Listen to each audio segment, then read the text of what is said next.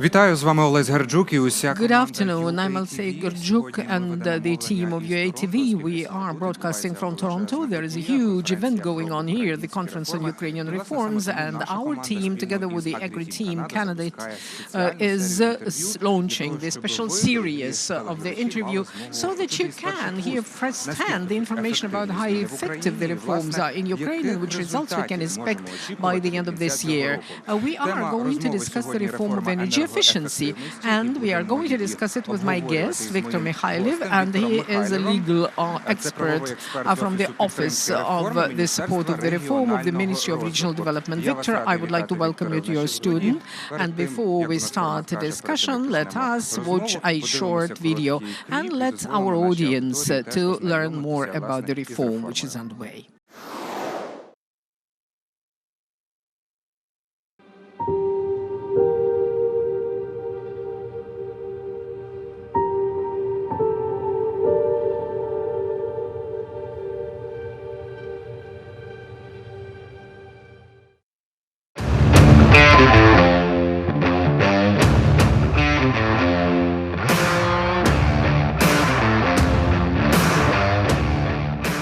Наш будинок – яскравий приклад реновації застарілого житлового фонду. Після 2015 року, протягом 4 років, ми вперто йшли шляхом модернізації будинку.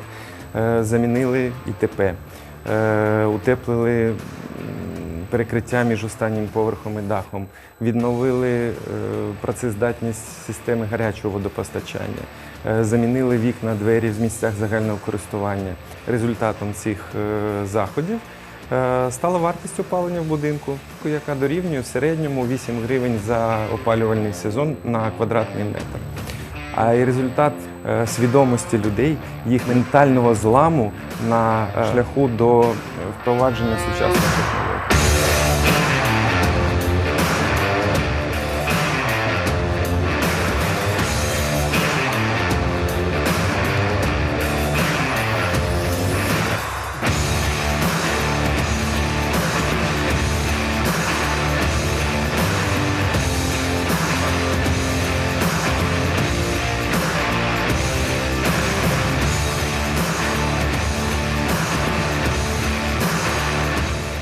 Утепляти пінопластом 15-кою, плюс кругом вікон порадив енергоаудитор, це буде мінеральна вата.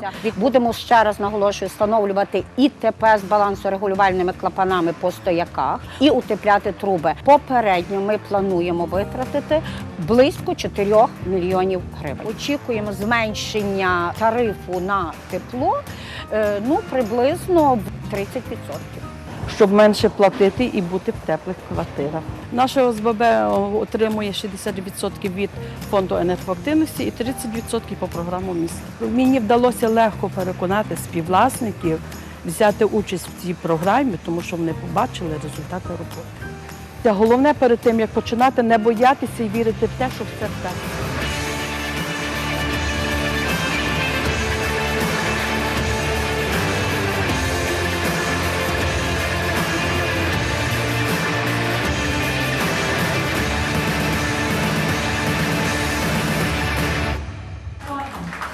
Victor, we have seen the video about the results of the reform of the energy efficiency. It was a very brief video, but nevertheless we can have an idea of what is it about, and our viewers also can imagine what is it. Energy efficiency reform is vital for Ukraine. 60% of the energy resources is being imported by us, and the major exporter of the energy resources in Russia. And this is a big issue for us because we would like to be the energy independent, and that's also a big issue for the energy security of Ukraine. We are going to discuss these issues in the context of energy efficiency. We are not going to talk about the renewable energy sources, which have a lot to do with this topic, but we are going to discuss the energy efficiency because rank-and-file people are the major consumers of this energy. Just rank-and-file houses are consuming this energy. We know already the results of this reform, and we would like to give some information for our audience There is a program of warm loans, warm credits is underway. This is a state support of the people in desire to insulate their buildings and make them warmer. But we know that in 2018, the Fund of Energy Efficiency has been launched. But people don't know about it much. They don't know what this fund is. And I think that maybe we will tell people now how this fund is going to operate, what sort of structure is this, and for whose sake it is going to operate. Good afternoon. And first of all, I would like to underscore that the Energy Efficiency Fund is about every citizen of the big city and even cities in general. It will give an opportunity to the residents of the multi-storied apartments to be reimbursed for the activities to improve the energy efficiency of their buildings. If the residents of the multi-storied building took a decision that they are ready to invest into the renovation of their building, improvement of the quality of their apartments, the Energy Efficiency Fund will provide them with the financial resources. Because the key problem and key issue now that the high tariffs are being introduced in Ukraine, but the residential stock is very obsolete, and we have to think of how to rehabilitate it. And the fund is the financial instrument, a tool to get financing for energy modernization of the apartments. And a lot of energy is being wasted because the buildings are old and they are not insulated, and a lot of heat is being wasted. What are the data in Ministry of Regional Development about this? Well, that's the problem. That's the issue. That because 60% of heat is being wasted. Yeah, it's wasted. But the problem is that the cost of the heating is increasing, but the quality of services is still low. And the fund will help the people to improve the quality of the municipal services and pay less. And this fund is going to work with the buildings, with the condominiums. And it's different from the warm credits. They could be given to separate families. But here, in this case, only who is going to be able to cooperate with the fund? A family or a condominium as a legal entity? The major client of the fund are the condominium. And this is not just different. This is not different from other programs, but this fund is giving the assistance to the entities to improve the energy efficiency. Our clients are the condominium because the majority of people in Ukraine live in multi-storied and multi-apartment buildings. And at present, the key problem is the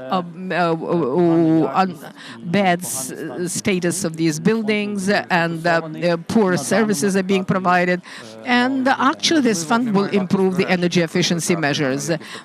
To take energy efficiency measures, it is necessary to implement the technologies in the whole building, but not in a separate apartment. Yeah, that's true. That's true. You're right. Each of these buildings which is going to be using this fund has to become a success story and be a good example for their neighbors of other condominia, so that we will change the cities in general, and Ukraine will be changed as well. What was the reason to create this fund? The situation is quite well understood by all of us. After 2015, in Ukraine, the problems were faced by the people in terms of provision of the energy resources. The tariffs have increased, and everybody understood that it is necessary to implement the energy efficiency measures. But there were state programs already at that time, and all of a sudden the idea came up to create this fund. Has it ever been entertained, or this has been thought about always? And this is the experience of the European countries who have implemented this idea and got very positive results. When we started to implement the project to launch the Energy Efficiency Fund, we have analyzed the best practices of the European countries, and we have engaged into this project a lot of international partners. And the World Bank, from the Agency for Development of Germany, and we have received recommendations from specific projects who have been operating outside this country, and we have obtained very specific advice. And starting from 2018, this fund is operating, but it's in a pilot mode. It has not been fully launched yet. Am I right? And maybe that's why the population is not aware of this fund, that doesn't know how it is going to operate. So please tell us, how does this fund operate, and what is this pilot mode in a very concise manner, because we are short for time. The matter is that we would like to create not simply an agency which will be operating, but we would like to be result-oriented in terms of developing this structure. So we have to understand how these projects are going to be implemented in practice. So we have launched the first project in a pilot mode, and we have selected 15 condominium which are going to implement the projects financed from the fund, and this will be an example for us to see how it is going to work in reality. And we hope that the fund is going to be operated in full scope by the end of this year. We are now trying to collect some experience from the Ukrainian real life, not European but Ukrainian conditions. And we believe that this fund is going to start operating this year. Oh, this year. That's good expectations, and it's a very positive note where we can put a column here. And I hope that we have explained our listeners and viewers of how this fund is going to operate and with whom this fund is going to operate.